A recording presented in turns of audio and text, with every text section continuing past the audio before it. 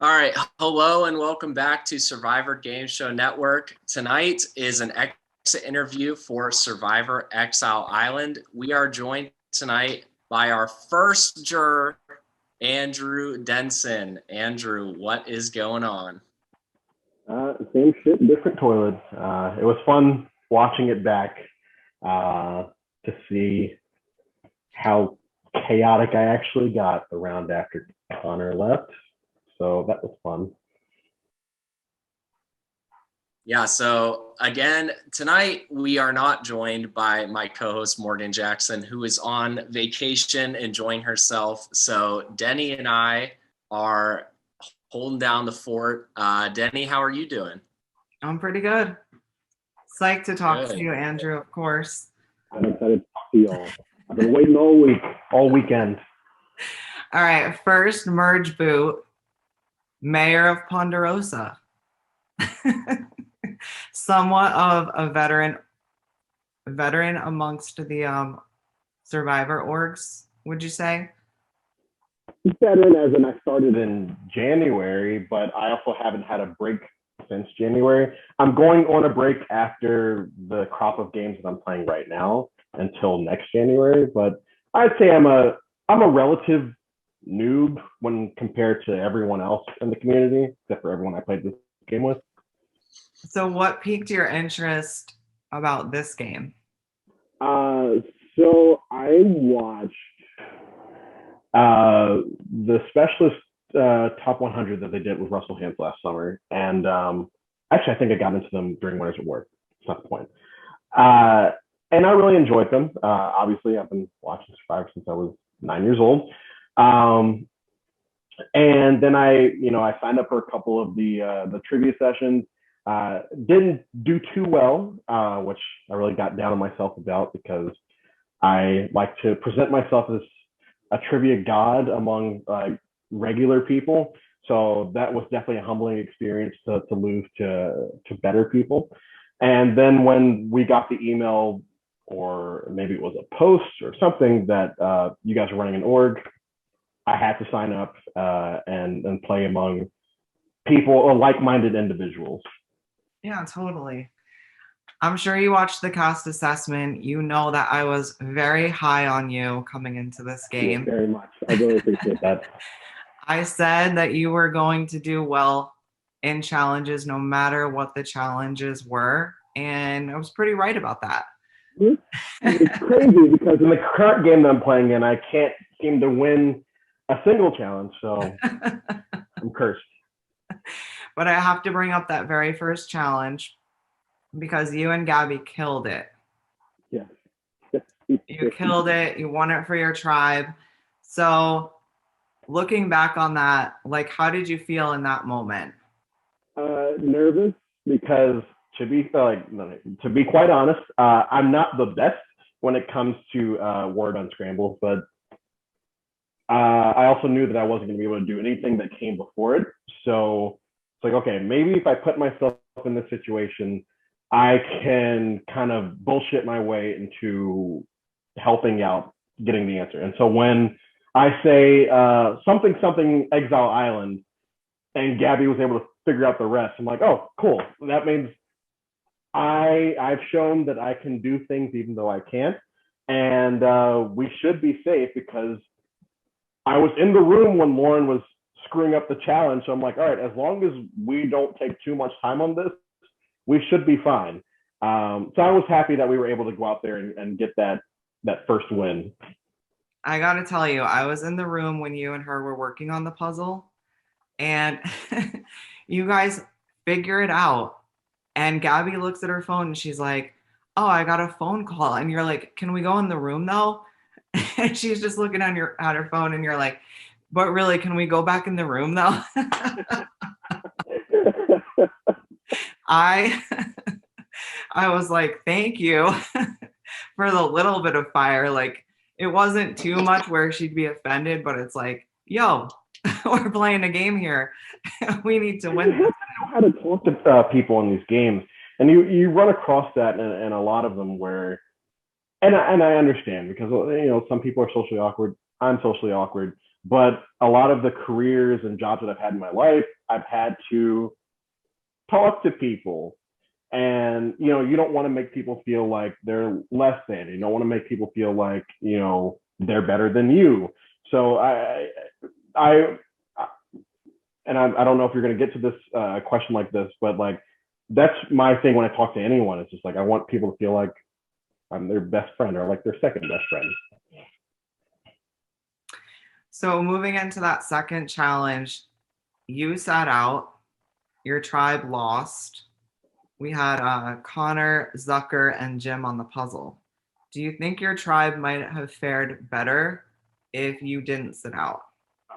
Absolutely not. Come on. I suck at puzzles.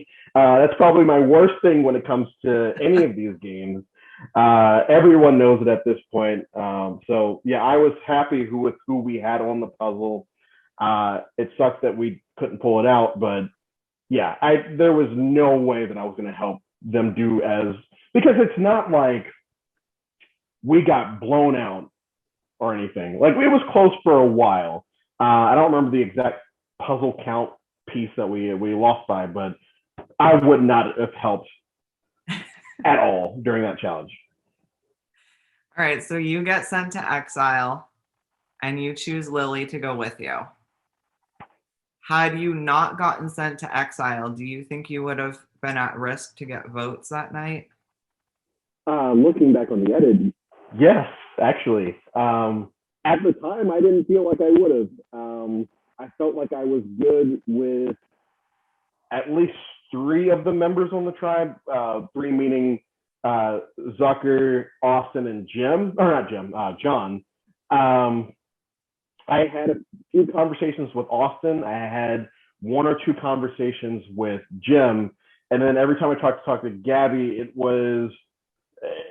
I wasn't getting much from her. So I figured, oh, okay, well, at least I'm good with 3 people. Maybe something might happen. But looking back on it now, I was very much at the bottom. I was probably 7th. So yeah, I'm glad I got sent to Exile when I did. And had you not gotten sent, where would your vote have went that night? It would have gone with the numbers.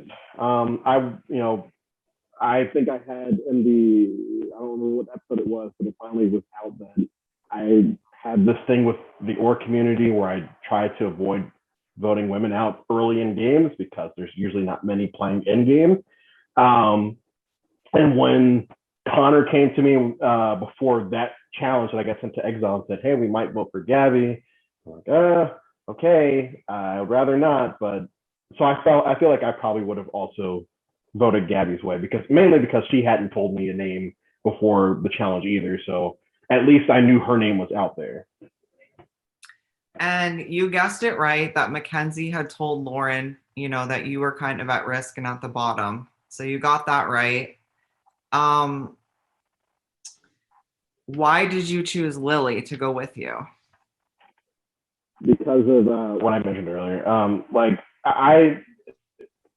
I'm currently playing in my 17th game, 16th or 17th game this year. And it's like clockwork where I will latch myself on to a person that I feel, especially a female that I feel like is a very big social thread, a social player. And just the vibes that I was getting from Lilly and getting from Mackenzie on my own tribe, I'm like, okay, well, I want to go to Exile with someone that I can actually sit and shoot the shit with and then eventually talk about game with down the line. And, I felt like it went well. In conversations that I've had with her, it seems like it went well as well. So that was my reasoning for picking her over other people from the Phil tribe. Okay. Moving on to day 6, the first swap, Connor and Lauren are the captains. And we get down to you, and you have the choice between Lilly and Bill. And you chose Lilly. So was that because of the relationship that you had built while you were on Exile? Yes. So I was hoping that Lilly would get picked earlier so that I wouldn't be put in a situation where I would have to pick her. But when it came down to Lilly and Bill, I had to go with someone that I knew would have my back, because I think right around there, maybe later, I started getting internally paranoid about how I was being perceived by other people. I never outwardly said anything because I didn't want to come off as paranoid to everyone else. So I wanted someone that I knew had my back, and so I was like, okay, well, let's go with Lilly. See, I was like, when I was watching it, I'm thinking like, why not pick Bill? Just assuming that Bill is probably on the bottom, right? And then knowing Connor's on the bottom, maybe being able to link up with those two, and then possibly pulling Zucker or John, or maybe even both. But when you're in the moment and you have a split second to decide between the two, obviously you're going to go with the person you actually have a relationship with. So I get that. Yeah, and I'm pretty sure once that happened, I don't remember who was on New Alexa. Was John on New Alexa? I feel like John reached out to me and asked me how close me and Lilly had gotten on Exile. And I'm like, well, we obviously talked a lot, but me and her, it was more of we were trying to fill each other out, but we never made any type of deals or anything, which I guess was true while we were on Exile. Most of our conversations happened once we got off and we started getting to know each other and realizing that we could work with each other down the line. And, as you saw in the last episode, or my penultimate boot episode, where I basically proposed to her. I have the email still saved saying, hey, how would you like to be my ride or die to the end? And we can do this together. So yeah, I understand that, how that might have been perceived, but I hope that I, was able to get the target off of her back, at least for a little while. Yeah, and that was actually my next question, was about asking Lilly to be your number one, your ride or die. Did you feel that she would honor that? Yes, I did. Till the very end. I did. And her reply to me was something along the lines of, she was afraid to ask me the same thing. We felt like, at least to me, I felt like I was in high school again. And like, oh yeah, I want to ask the pretty girl to prom. And it's like, well, what if she says no? And so like, I woke up the day that I asked her while she was at work. And I was like, do I do this? Because what if she says no, whatever. And I finally asked her, and she, like, when she told me that she was down, I'm pretty sure I did a confessional right afterwards, but I was really excited because I really liked her on Exile. And it seems like up to this point in the game that a lot of people, not all, enjoy her presence, as we saw with the last episode. Not everyone. Well, unlike when you're in middle school and someone asks you out on a date on a piece of paper, or will you be my girlfriend or boyfriend, with the little boxes, check yes or no, that you can be honest. But in a game like this, if someone asks you, hey, you want to go to the end with me? Even if you don't, like, are you really gonna say that you don't? Well, so whenever I'm asked that in games, I usually, if I don't want to be their number one, I'll usually bullshit my way around the question, but still give them some type of, yes, I would love to work together to the end, and whatever the end means. Or yes, I think we would do really great together. Just things like that, where like, it's not super concrete that I'm with you, but when I ask someone, do you want to sit at the end with me? Do you want to be my ride or die, whatever, I genuinely mean it when I do that. So we know you were feeling great about Lilly. Who were you not feeling great about at this point in the game? Just whether it was you didn't connect with them or you just did not trust them at all. Connor. Well, I mean, Connor, within the first, like, I love that kid so much. within like the first 2 episodes, he had outed the newbie alliance to me. And I remember doing a confessional about that where I'm like, I'm pretty sure Connor just told me that there's a newbie alliance. And I don't know if he meant to do it or if he was like trying to be sneaky and letting me know, but it exists. And I'm pretty sure he also let me know about another alliance. I don't remember what that one was. And I knew that he was very chaotic because by this point, he had at least mentioned the fact that he was going to try to end up on Exile. I'm like, what the hell are you doing? It's like, that's not what people don't do that in these games. People don't just ask like that because it's very apparent that you have ulterior motives. And, looking back on the episodes now, it seems like he just genuinely just wanted to go there. But this game makes you very paranoid. Alex stole my phrase during my tribal council. I got voted out. I say paranoia is a hell of a drug all the time. And when it came to Connor, like, he was addicted to that paranoia. All right. So the next challenge was the timed challenge, and you won. So yet again, you pull out a victory for your tribe. I know you said you didn't feel like super confident about that challenge going into it, but you changed up your strategy a couple times, you said in a confessional, and you pulled out the win. The time was really standing up. Okay. Yeah, I thought it was a trivia challenge and then the time challenge. But all right, so the time challenge, yeah, I didn't expect to do well in it. As you probably saw on screen, I'm ticking back and forth like a clock. And as I mentioned, I was trying to do 1 Mississippi, 2 Mississippi. And like I said, Mississippi is a dumb word when you hear it go through your head 60 times. And so I had to just, adjust and go from there. And as Ian is telling people to sit down, it was either Ian or Morgan, but whenever they were telling everyone to sit down and I'm still standing, I'm like, I still probably got like third.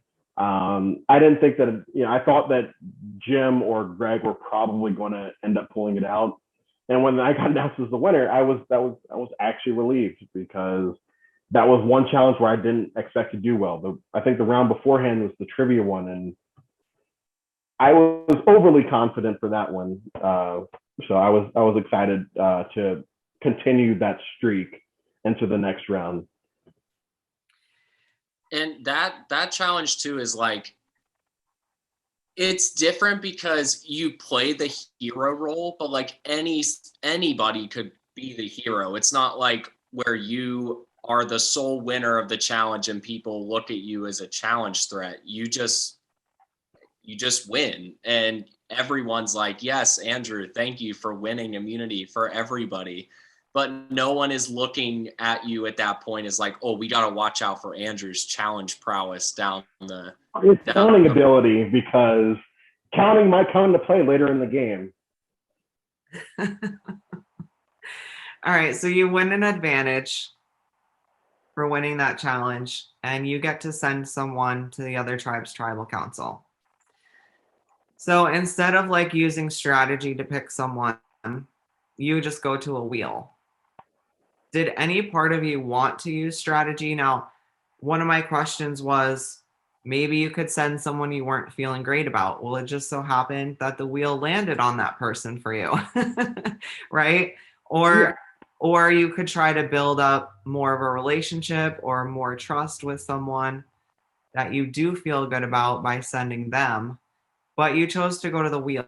So why was that? Because I felt like, and someone gave a confessional about this in episode 6. I didn't feel like if anyone that would have went, I feel like they would have come back and told the truth or like the majority of the truth.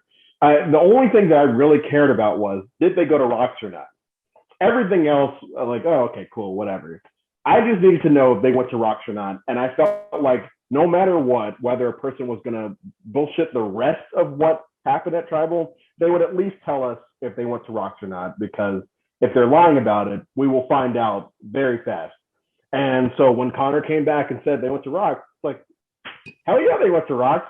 That's all I need to know. So going to the wheel was, I don't think that I would, like, even looking back on it now, I wouldn't have enforced any type of strategy to that situation. I feel like I would have always gone to the wheel with that. So you said you didn't want an overly chaotic player in the game, Connor. Sensing that the merge was near, did you just think that he was a liability for your game at that point? Yes, because so I like Connor, sweet kid, and I enjoyed his chaotic nature. It added a lot of entertainment to me, especially when I didn't have much to talk about in my confessionals. I'd be like, all right, let's see what Connor's doing today. But I also understood that my goal going to merge was to have, this is going to sound stupid going based off of where we're going soon, was to have as, what's the word? Not to have as many chaotic players at the merge, because my goal was to both work with John and Lauren and also stick them on each other and stick everybody else on them. And if I had Connor there, I felt like he would have tried to stay Navidi strong. And I didn't need that, because his paranoia makes everybody else paranoid, and especially me. And I didn't want to be paranoid come the merge. And as we'll get to soon, it didn't work that way. So would you make that same decision again? Would you still vote for Connor? In retrospect, I would probably vote for Greg, but only because seeing how Greg has played up to this point in the game, Greg is very clearly the most likable person here. I think it's a toss-up between him, Simmons, and Lilly as the person that everyone, for the most part, enjoys. So, yeah, I would have definitely gone with Greg. Hope that Lauren still played, or I didn't want Lauren to play her idol at that tribal. I feel like we're going to get to that, but I didn't want Lauren to play that idol, but like if she did and Greg went home, it would have still worked out. But so I do kind of regret voting out Connor, but I still think in that moment it was the best thing for my game. I think that what led to my downfall had less to do with the Connor vote out and more to do with what happened later. Okay, so Connor goes and you make the merge. So that's a big deal. So congratulations on that. And then Lauren wins the first individual immunity challenge. And I couldn't compete in because I'm a moron. So you didn't think that you were next in line. You said that in a confessional, that you felt there were bigger threats still in the game. Mm-hmm. Who? At that point, I saw John, Mackenzie, and I feel like there was one other person that wasn't like, I felt like Lauren was a threat, but she was, she obviously was safe that round. There was John, Mackenzie, and somebody else. And I felt like Mackenzie was a social threat because, she's very out there. And I feel like people will either latch onto that or are turned off to it. I loved her. I loved her energy. And then with John, I mentioned it in the confessional where like, yeah, John's my best friend in this game, but also I understand that John is not meant to stay around long enough in this game. So it was more those two, but of those two, I would have rather moved forward with Mackenzie later into the game than John. But once again, as we'll see later, it doesn't matter. So you said after this vote, you wanted to take a back seat. I did say that. Which would mean that you're in the front seat. Whether it's the driver's seat or not, you're still in the front seat. I'm chilling in the front of the bus, but maybe like front middle of the bus. I'm not in the driver's seat, but there are certain people driving the bus. I'm like right behind them though. But having clarity in that you're in where you're at in the game, did you not feel at risk at that moment? Because first you said you didn't think you were next in line, but then you're saying that after this vote, you're going to take the back seat. So this is where I fucked up. What I should have done is after Connor goes home, I did in real life. I did reach out to Zucker and say, "Hey, I thought you and Connor were close. This is not a knock on you. I do want to work with you. It was just I couldn't risk, Connor knowing that he was going home." That actually did happen. When we got to the merge, I should have just shut the fuck up and just sat down and let people do what they were going to do and not try to stir the pot. I even give a confessional where I'm like, "Oh yeah, you just mentioned it," where I said, "Oh yeah, I said I was going to take a back seat, but I don't know, maybe I'll do this." And that's where I screwed up because I should have just shut the fuck up, sat over here, let people fight it out for a while. And someone else gave a confessional where I think it was Zucker, where he says, "There are bigger threats in this game than me, so I'm just going to be quiet, sit over here, and let them fight it out." I should have had that same mentality. But as some people in the org community have know about me and some of the confessionals that weren't shown on the show, I refer to people that play overly strategically as sociopaths in game, not in real life. They're all really nice people in real life.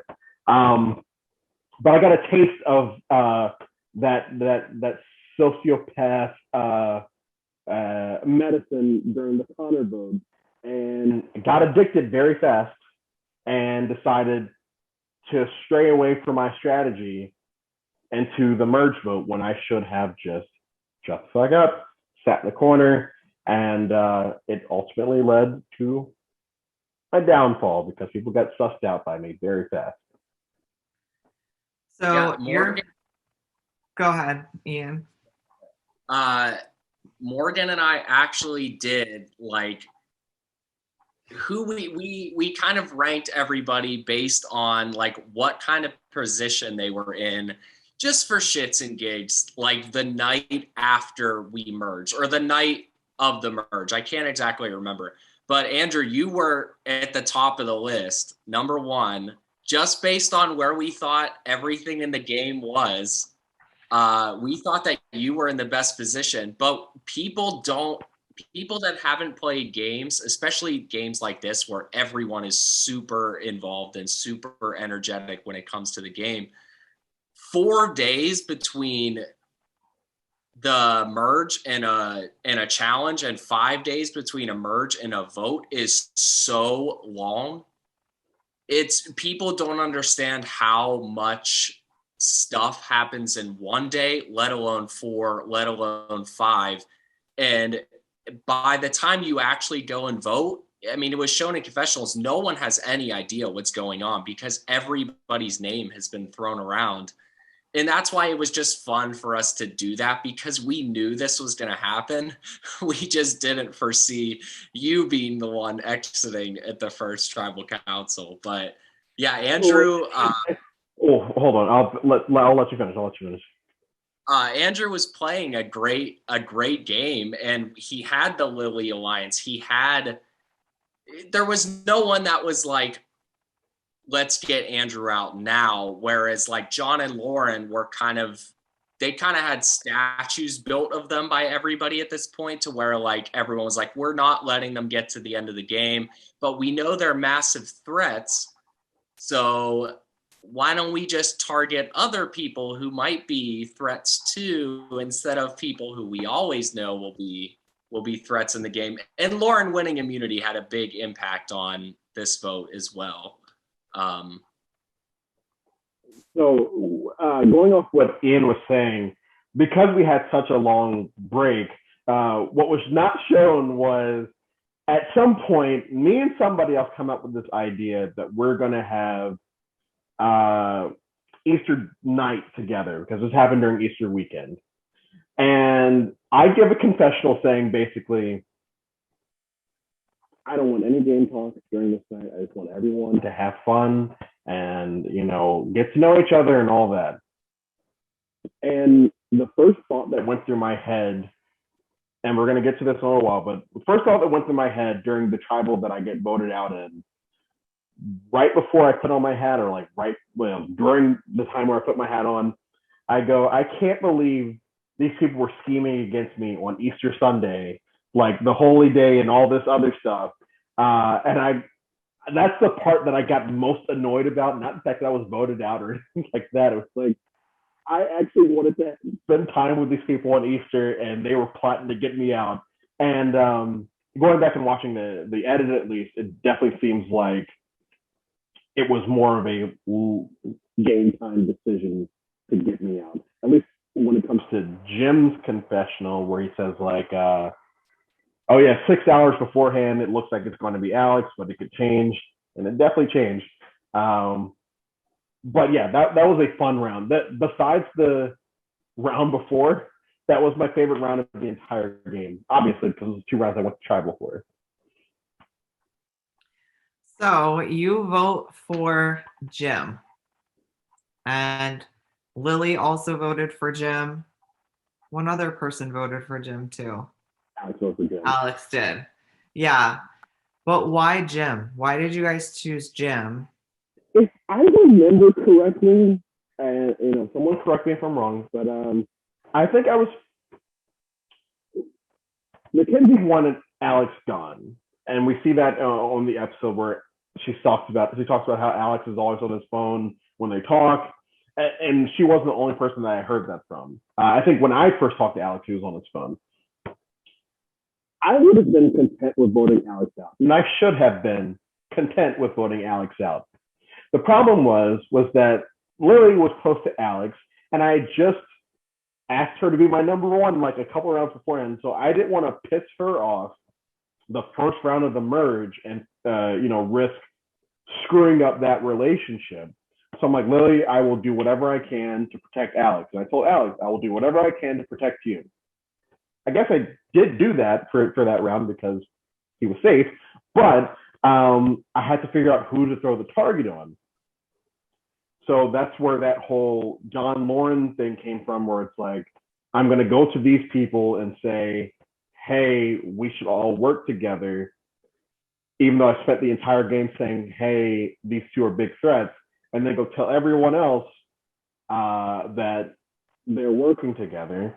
And also, it was like, I think Jim had randomly leaked something. I'm like, okay, well, I'm just going to latch on to that and say, oh yeah, Jim's not to be trusted because he's told people something. And I didn't realize how much specifically Mackenzie was on board with Jim. So her voting confessional was actually pretty funny watching the episode. Yeah, I think that answers your question. I hope yeah. So. And so you said that you were feeling safe right up until Ian started reading the votes, and then you said you put your hat on because you just had this feeling. I noticed you also had a fresh haircut. Yeah. Yeah. Okay. Yeah, because episode 6, I actually texted my mom about this because she's been watching it along with the episode, so she doesn't know that I'm voted out at this point. She's watching episode 7 tonight. I said, yeah, I have this really bad bald spot on the top of my head at this point in the game because between this game and the game I had just gotten out of before this, I had started doing this a lot and my hair started coming out. So I was bald on the top of my head. And at one point during episode 6, I leaned down like this. I hope I'm not bald now, but I leaned down like this and I'm bald. So I'm like, yeah, that's not going to work for me. So I shaved my head sometime during Easter weekend. And yeah, during the tribal, Morgan's asking us all of our questions. And I'm sitting there cleaning my nails and looking around the room. And I'm like, I feel like something is up. I feel like I'm being screwed over. And so, we go away and we go vote. And I'm like, I'm pretty sure I'm going to get screwed over here. So I put my hat on. And when Ian comes back with the votes and I see that first gem vote, I'm like, yeah, it's going to be 3 gems and it's going to read Andrew the rest of the way. And so after that third gem vote, I start nodding my head like, yep, who's next? And I was like, Andrew, yep, that's it. Like they got me. I brought it on myself. Watching their voting confessionals, I'm like, yeah, John's right. I was going to come after him soon. Mackenzie's right. I was coming after her biggest ally. So yeah, I brought it on myself, but it was nice to suss it out at the last second. Not that it mattered at all, but it was a fun tribal. Well, I'm just gonna say this: don't shave your head. In any other games that you're playing, bad luck. Okay. I have more questions for you, but I'll save them for after the questions that Ian's about to ask you from everyone on Facebook. All right. Well, their first question is from yours truly. How did you make yourself available on a tribe where you were not included on either majority alliance? So this is the first Alexa tribe. There was the newbies of 5 people, which didn't include you. And then there was the 5 amigos that also didn't include you. You were the only person not in either one. But no one wanted to vote you out. You were never a target of either. So how did you make yourself in that kind of perfect swing position? So my goal, when I first started playing games in January, my goal was always to be one of the most likable people, but never the most likable person. I wanted people to feel comfortable talking to me socially. I don't start playing strategic wise until like the 4th or 5th round, just because I don't want to come off as a bot. So I feel like because people liked me enough that they felt comfortable talking to me, but not feeling like they could include me in the lines. And I feel like because I didn't talk enough game with people, that's why they didn't include me in alliances. And that's my fault, but I do it intentionally because I am very self-conscious about the fact that I don't want people to look at me as like just this overly strategic person. So I think that that's why I was able to avoid having my name out there the round that Gaby eventually went home. But I know that Denny asked earlier if I was afraid of going home, and yeah, kind of, but like I do feel like Gaby would have went home, which is crazy because she was the one in the alliance and not me. And the reason that I have my only claim to fame in these games is that I always make the merge. That's my thing. I always make the merge and never win.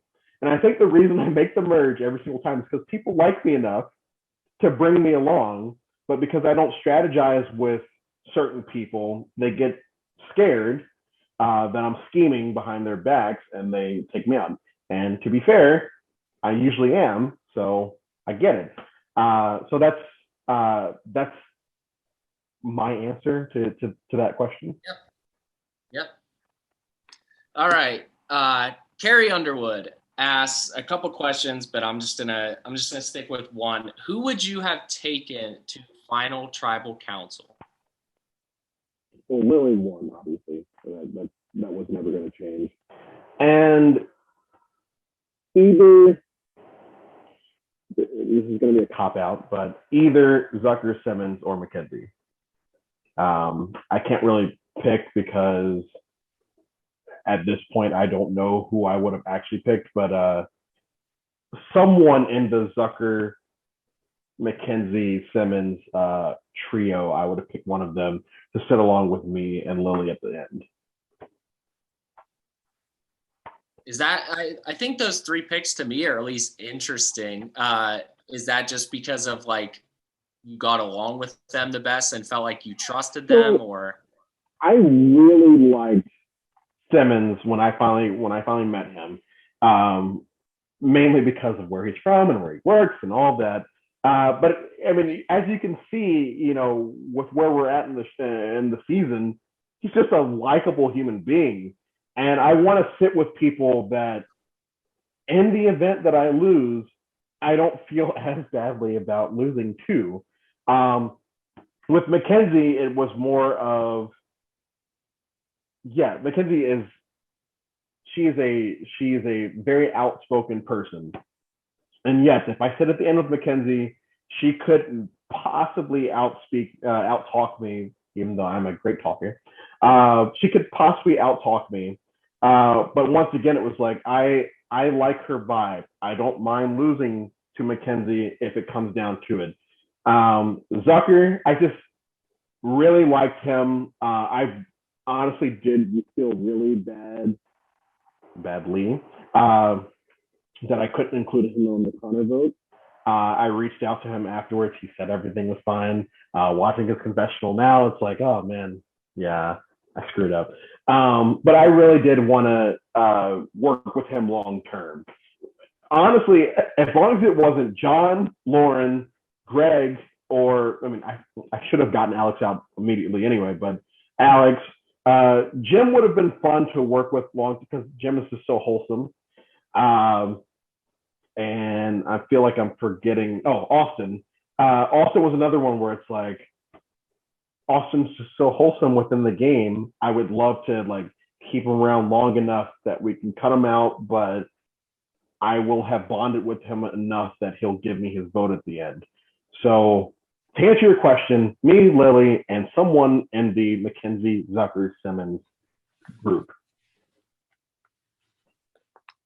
All right. Sam William asked, who in your mind was the biggest threat to win right at this moment in the game? At this moment in the game, it was probably Lauren or John. But I feel like at this moment, it was probably them. Yeah, definitely them. And, you know, as the season progresses, I'm interested to see how they fare. But at this moment, it was John or Lauren. All right. And then, yes, your name tonight is Andrew, Mayor of Ponderosa. Jay Milligan asks, what are you looking for in a winner as the self-proclaimed Mayor of Ponderosa? Social threats. I don't really care about the strategic or physical aspect of these games, especially the physical aspect.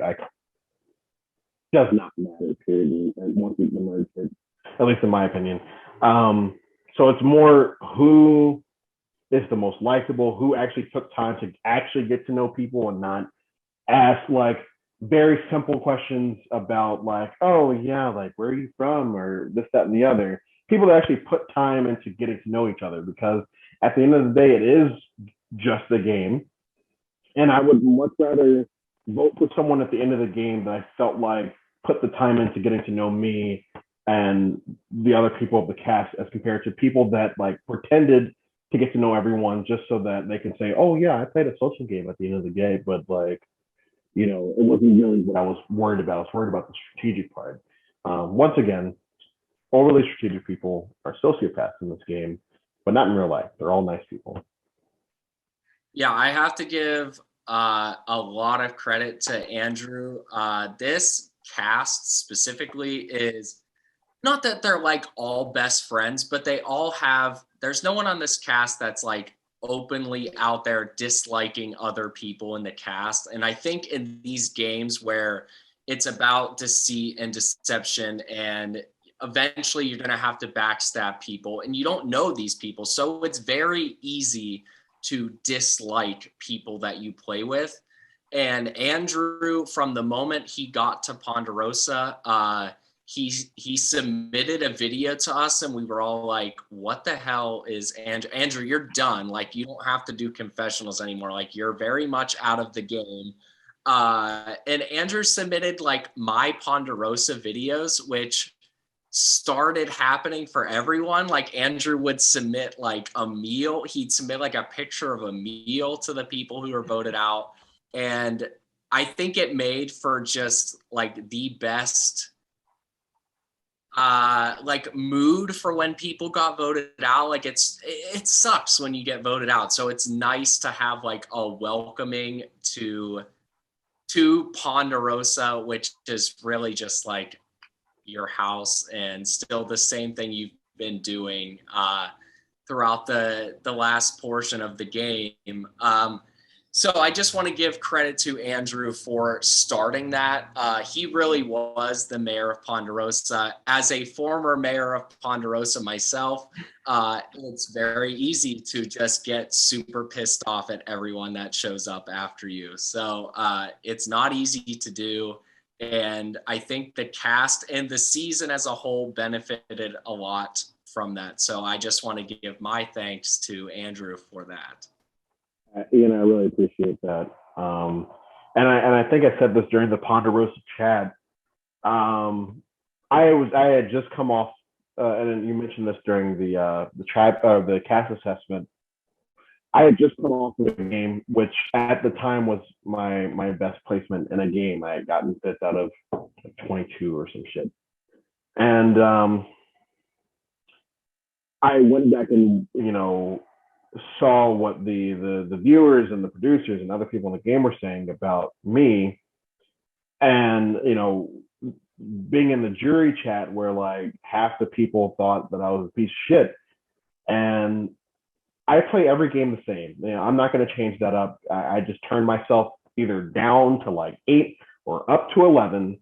But I feel like I'm a genuine person. So like I was very bitter coming off of that game. And I think that is one of the reasons why I played so overly hard those last 2 rounds I was in the game, was because I was trying to compensate for something that had happened in a different game. And when I got voted out, like when I had that moment of clarity at Tribal where I realized I was getting voted out, and I'm saying, yeah, I did this to myself. I let those people get to me. And I go sit in Ponderosa. I'm like, I don't want this experience to be like how it was for me in this previous game for everyone else. Because I know there was a lot of newbies in this game. And whenever that first person came in, I'm like, what do I want to do to make sure that this person, feels comfortable and, isn't overly bitter about everything that happened. It's like, well, I'll just do this. And I just started doing it for everyone else that came in, because, I want everyone in this game particularly, if they haven't played games before, to keep on playing, because there's so many games out there.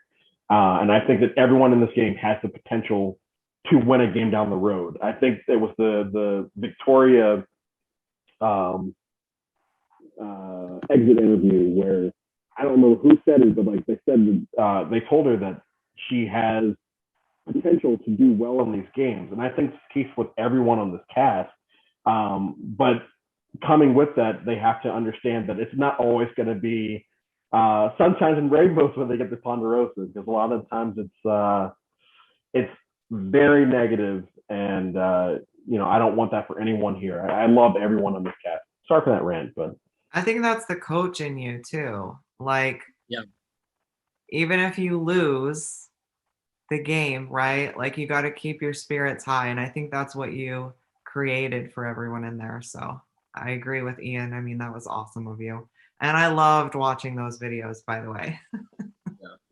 Yeah, we'll have to put those in some kind of like compilation, because Andrew's not the only juror that ends up making one, and they're all pretty great. So yeah, we'll have to make that a compilation for everyone to look at some point. Moving on, Victoria Fung, just mentioned. She asked, was there anything you learned while watching the season that was different from what you originally thought while you were playing? Yeah, I didn't know that I was on the bottom of original Alexa, but it happens. And I also thank you to Mackenzie for telling Lauren that I was on the bottom in original Alexa so that she would tell everyone on Phil to send me to Exile Island later. I really appreciate it. I really appreciated when I saw that in the episode, because I did feel really good about Mackenzie, and to hear to see that where Lauren says, "Hey, send Andrew because he's on the bottom." It felt great. So that's the one thing more than anything else that I learned while watching these episodes so far. And next is another castaway, Greg Langstine. Who did you think were your top 3 allies going into the merge, and what kind of drink would they be? And then he said, "Cheers, buddy." I'm guessing that's some kind of inside joke. Probably. I am a drinker. But my top 3 allies were probably Lilly, Simmons. I won't say Zucker at this point because I did just vote opposite him. But either John or Lauren, even though I was trying to get both of them out. For this, I'll probably just say John. But it was Lilly and Simmons are definitely the 2. And I was never going to screw over Lilly. When it came to Simmons, if we had made it to Final 3 together, I would have hoped that I would have been more. I hope that I would have had more social capital than Simmons, but if not. And then with Lilly, it was like, okay, if Lilly sits at the end with me, all I have to do is out-talk a florist. I feel like that should be easy, but whatever. But I also don't mind if I don't out-talk a florist and she beats me. And what kind of drink would they be? He wanted to know. Lilly would be. I feel like Lilly would be like a margarita, like a really good margarita, like a resort margarita. Simmons, mainly because he was a college athlete. I feel like either a screwdriver or like just a keg. Does a keg count as a drink? If so, Simmons is a keg. And then that was John. Yeah. Oh, and John. Would be... John. I was gonna say Molson, but John. I feel like a good whiskey, like top shelf whiskey. Whenever I talked to him, I felt like I was on like a TV show where we like Siskel and Ebert. For people that remember Siskel and Ebert, or Siskel and Roper for the younger audience, where they would sit and talk about movies. And every time I watched that, I felt like when I remember them having drinks in their hands, even though they didn't. And me and John's conversations would kind of go like that, where it just felt like we were just 2 old chums talking about Survivor or movies or the game. So a top shelf whiskey. I'm poor, so like I don't know what that is, but that. All right. I don't know shit about drinks, so those sound like good answers to me.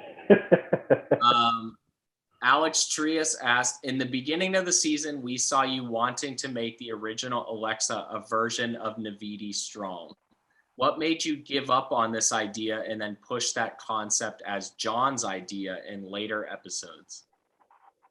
If I remember correctly, I'm pretty sure I said, I don't want to be Navidi Strong, but I will stay Navidi Strong as long as it works for me. But even if I said the other thing, yes, I wanted to stay Navidi Strong because I felt really good about everyone on my tribe, like personally. My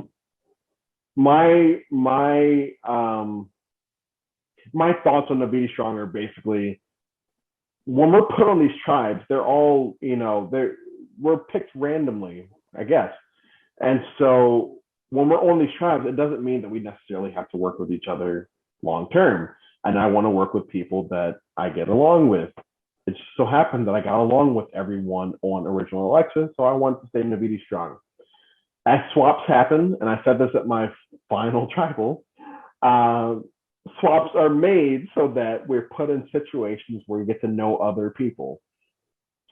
And as I've mentioned throughout this, the people that I wanted to work with later into the game were people like Lilly, who was original Phil, people like Simmons, who were original Phil, people like I did want to work with Lauren for a couple rounds, who was original Phil, but I think the only people I want to work with long term that were original Alexa were Mackenzie and Zucker.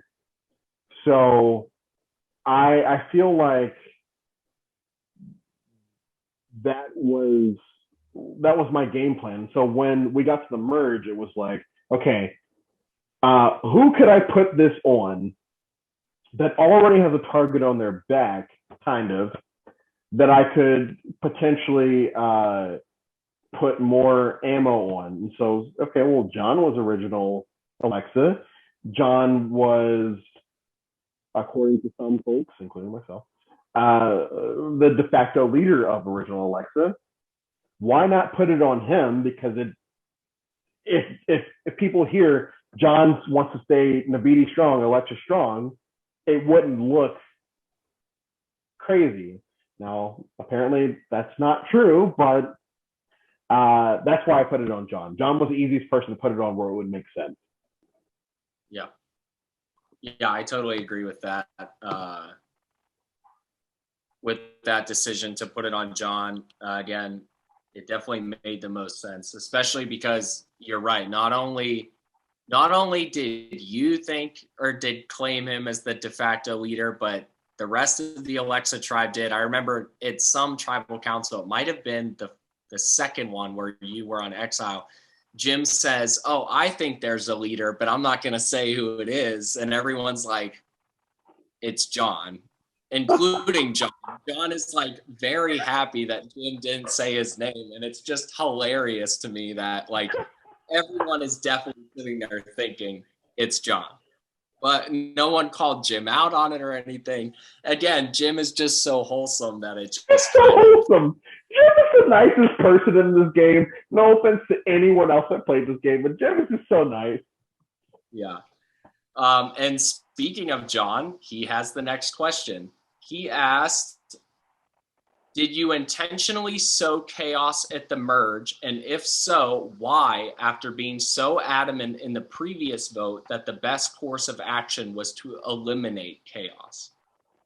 Yeah.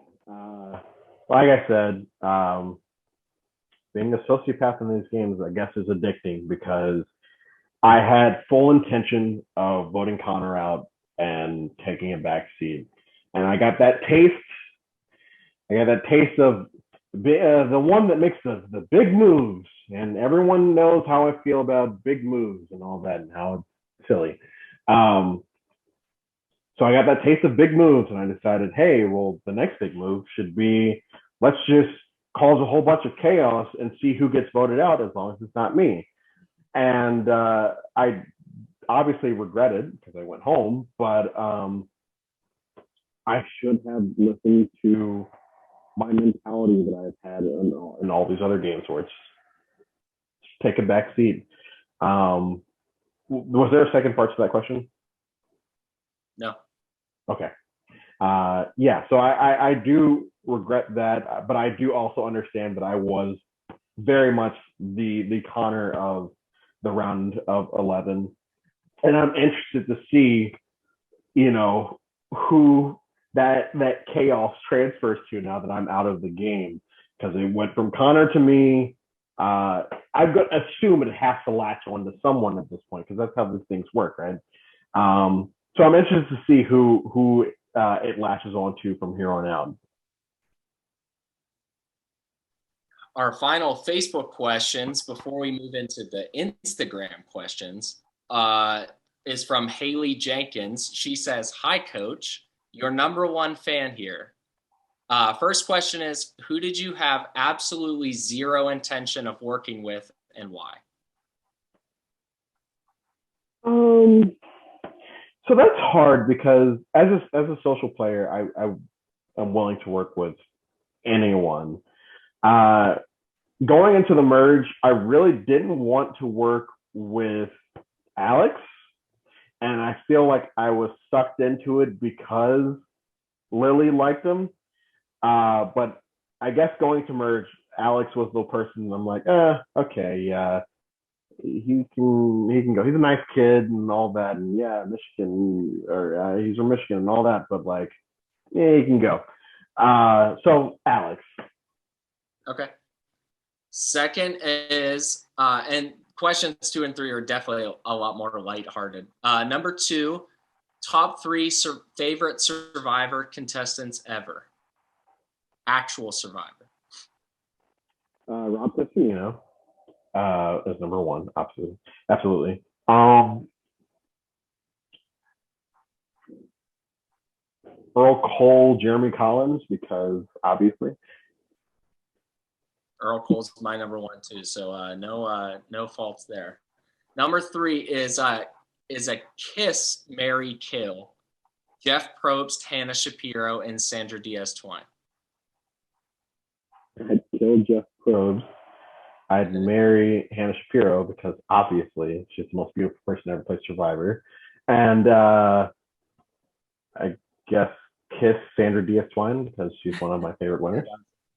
It's your only option left too, so yeah, that's all right. And then we are moving into our Instagram questions. Thank you also for asking questions via Instagram. Ava Taylor asked, who do you give most credit to for your boot?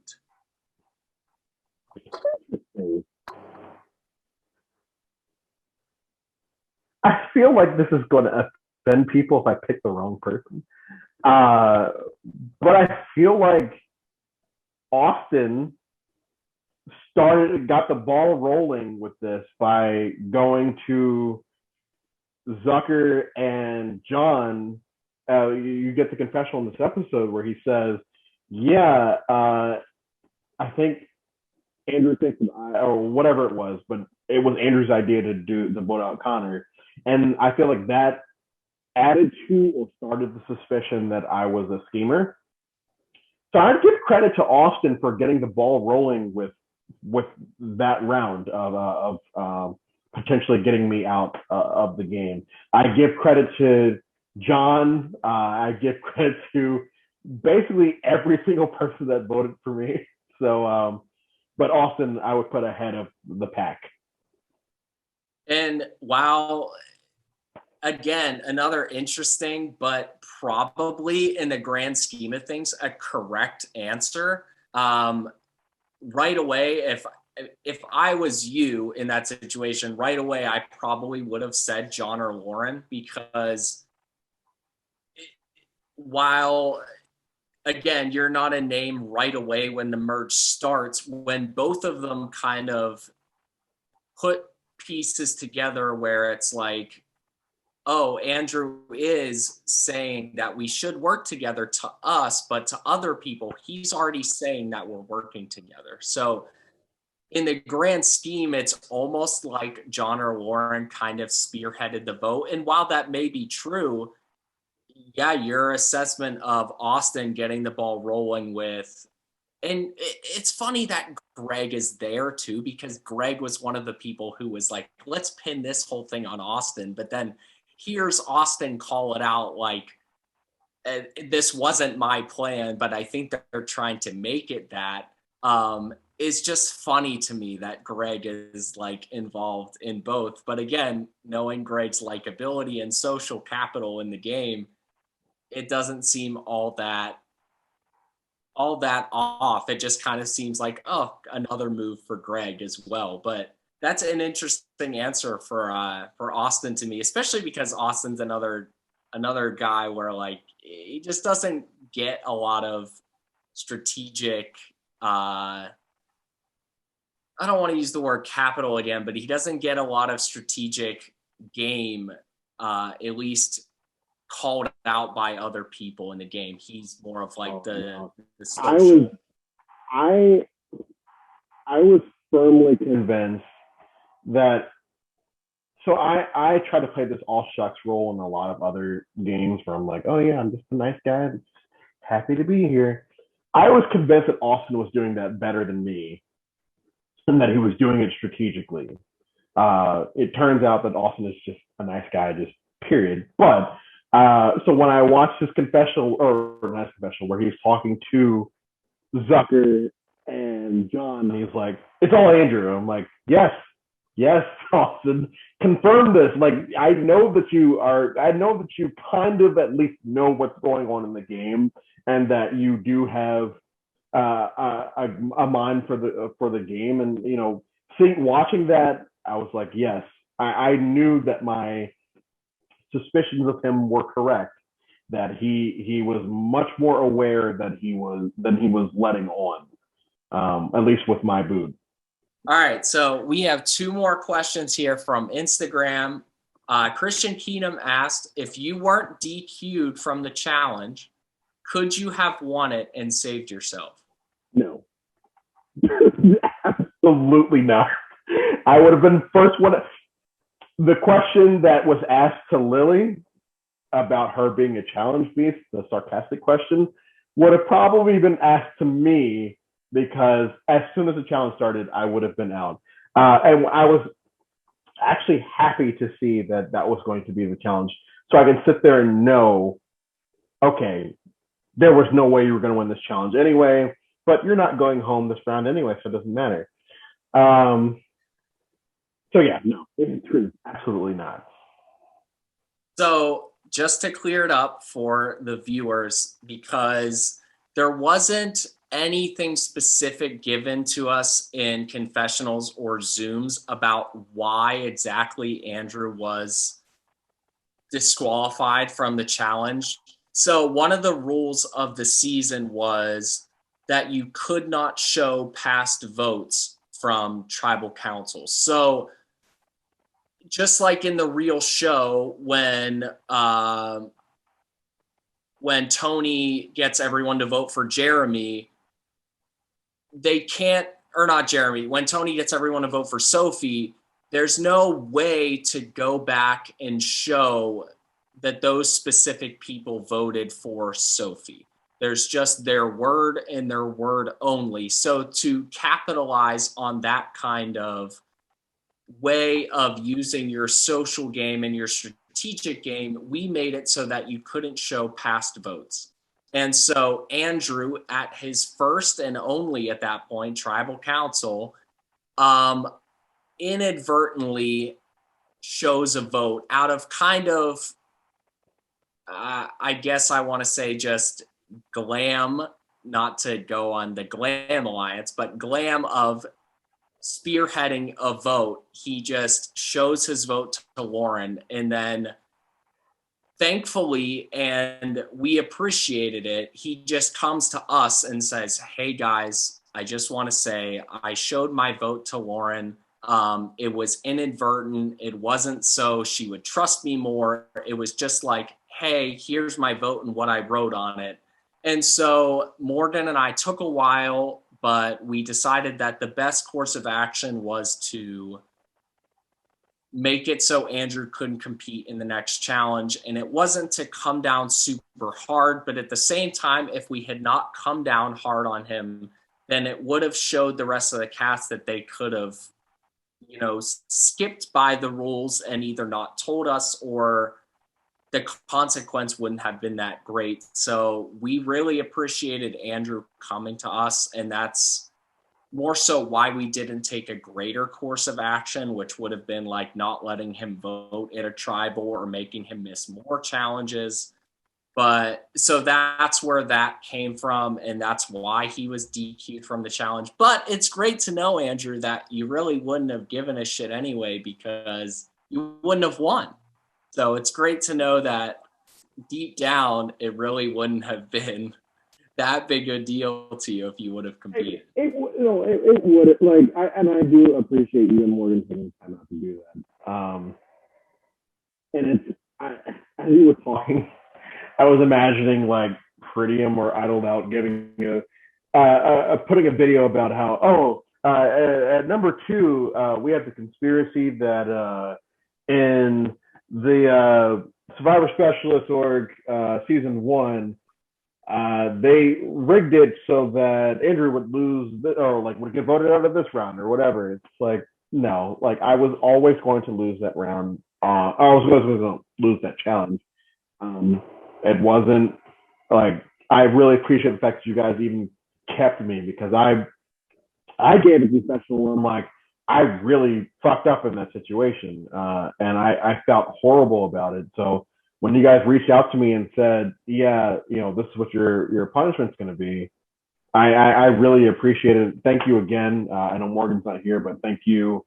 And I was going to say this at the end, but like, thank you guys in general for giving me this opportunity to play the game and keep me in the game. Yeah, and again, it was a situation where if you hadn't told us, we probably never would have found out, which makes it all that more important to me, specifically someone who very much cares about the rules and the integrity of the game. It makes it that much more important to me that you just came and told us, and it means that much more to me. So again, Andrew is a stand-up character in these orgs, and that even if you are someone that breaks a rule, it doesn't mean that you're an ass or that you're trying to or anything like that. So with that, we'll move into our final question from Elijah, former SGSN trivia winner. Do you regret not going to VD Strong, and do you think you'd have gotten further that way?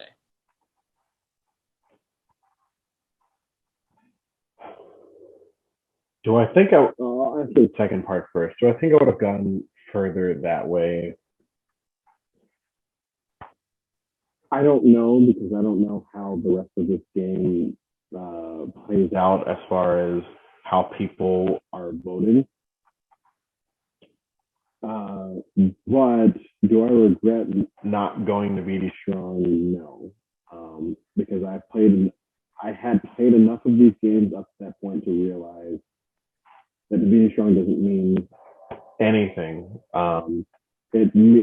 What matters most, and I know I've gone on many drunken tirades and drunken monologues about this, but what matters most is the connections that you make with people in the game. That's why they put these spots in, so that we have to get to know other people and we have to make these big decisions. It's never a big decision to me, if I get swapped and have to vote out someone from my original tribe, because the first game that I ever played was Swap Viber. Swap Viber was you get swapped every single round until the merge. So I was thrown into the deep end to start my org career. And I realized really quickly, it doesn't matter who I start with because I didn't pick who I started with. I pick who I get to talk to and who I get to strategize with. So staying the VD Strong at the merge, of the people that were in original Alexa, I felt good about all of them. But of those people, I felt like I could potentially get rid of Jim because maybe people will listen to me and believe that when I say, oh, Jim is telling people these things, he's flipping up and telling people things. No, it didn't work in this, and I understand that. But my advice to people if they ever start to play games, from a person that's never won a game, is always keep options open, because just because you start off on the tribe doesn't mean you have to work with those people to the end of the game. So that's my answer to Elijah. I really appreciate that question. All right. Yeah, so I skipped over the challenge, the trivia challenge that Zucker won, for a reason. Because you both did such a great job I do not retain Survivor knowledge like that, no matter how many times I watch each season. I'm just curious, will we see perhaps in the future a rematch between the two of you? If Zucker wants to do it, I'm absolutely down. And it's so crazy because the question that I got out on was asked during one of the times I played Survivor Trivia, and I just totally blanked on it. Now, what people didn't, like what everyone watching this, you didn't see was me and Zucker went at it for a while.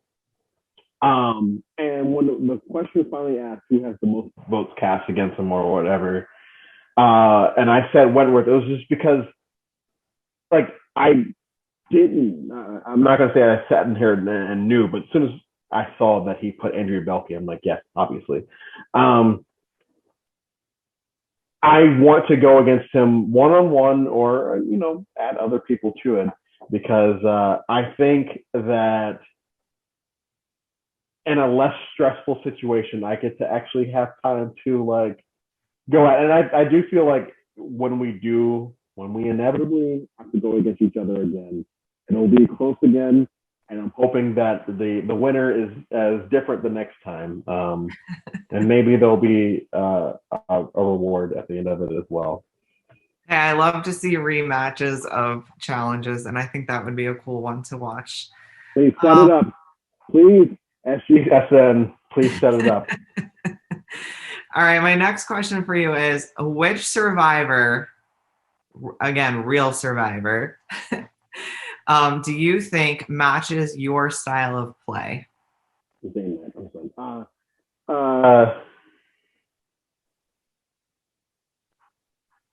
So I need to find a Survivor that plays low-key the first couple of rounds and then tries to be, and everyone likes him, that is strategic towards, the merge and all that. Off the top of my head, it would have to be Sesternino, but, I'm not sitting here saying that I am Rob Sesternino, because it's obviously not true with my 11th place finish. But people like that, I try to, when I play these games, I try to emulate people like, opposite of Rob, people like Sophie Clark, people like the Sepia, people like Michelle Fitzgerald, where I want people to like me, in both real life and in these games. And what I mentioned earlier, like the fact that I wasn't in any big alliances was fine with me, because in retrospect, it was fine with me because people still enjoyed my presence. And, I was hoping to build off of that going forward, because as long as people like me, maybe I could sit at the end and, like, actually show my true self and actually show that I actually know what's going on in these games. And I can project the fact that, even though I wasn't in these big alliances, I knew what was going on and I can prove myself or whatever. So players like that, Sophie Clark, Michelle Fitzgerald, Sepia, Tommy, where they're so like, and it's funny because I compare Greg to Tommy, and I don't think I gave a confessional about it, but like when I was watching Greg play, I was comparing him to Tommy as far as like, wow, people just really like Greg, including myself. So when I go on these rants about, people having resumes and all that, I truly believe that. I don't think that a person needs a resume to win the game, because we've seen even in recent seasons where people haven't had the best resume sitting at the end and they still win the game. I think it all comes down to who gets along with more people, and who is more likable, and who does well with the individuals that they put on the jury, where they don't feel so bitter as to not vote for them. So yeah, that's my answer there. Sorry for that rant, everyone, by the way. You're good. All right. You can't rant on this one because it's describe your game in one word. That's all you got. One word. My one word would be, do hyphens count? They've counted We've for a couple others. we've been letting them slide. So, yeah, go ahead. You can do the height. So it's going to be it's hyphen gonna hyphen B hyphen A hyphen no hyphen what is it? F from hyphen me hyphen dog hyphen. What? It's gonna be a no for me. It's either that or Nobiti Strong. Because those are the ones that I've said in almost every confessional. Those two phrases and Connor are the three things that I said the most in my confessionals. All right, we're gonna take the Navidi Strong one and not the 7. Okay.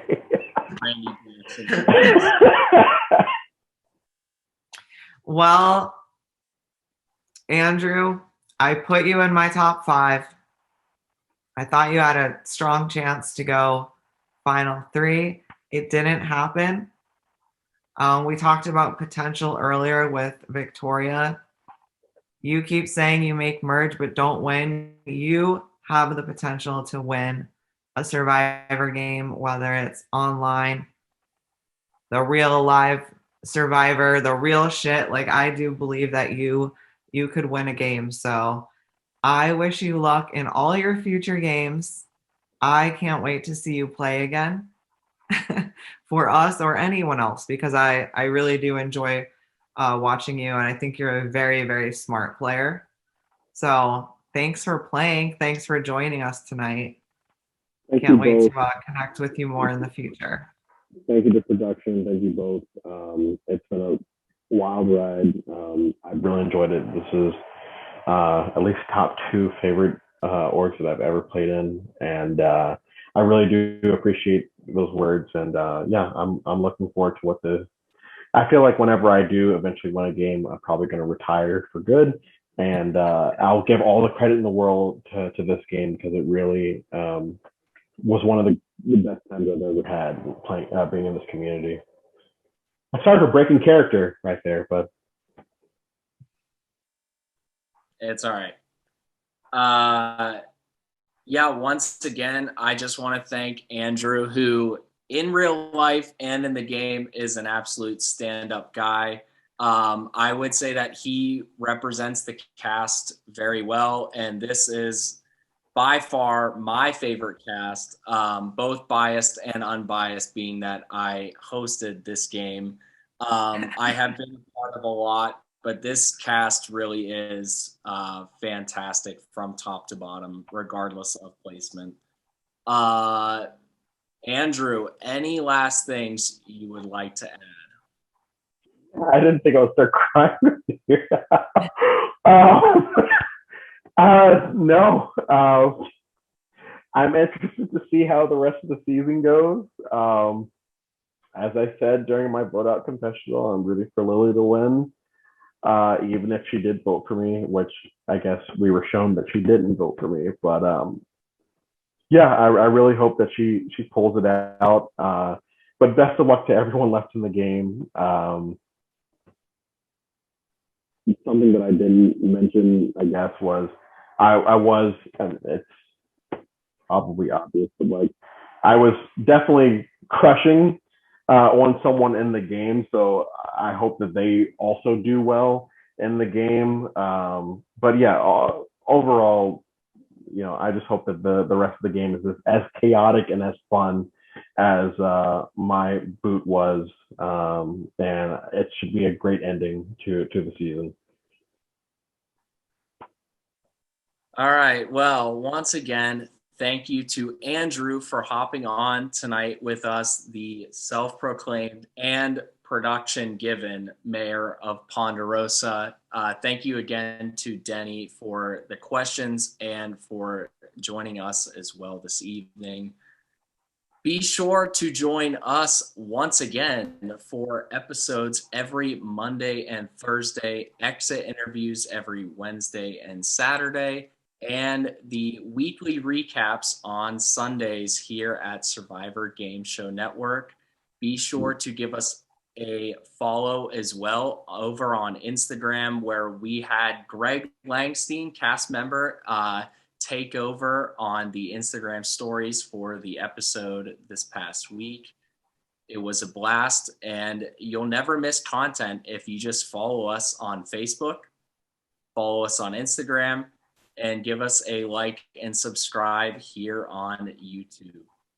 Be sure to join us once again for the next episode on Thursday, and we will see you then.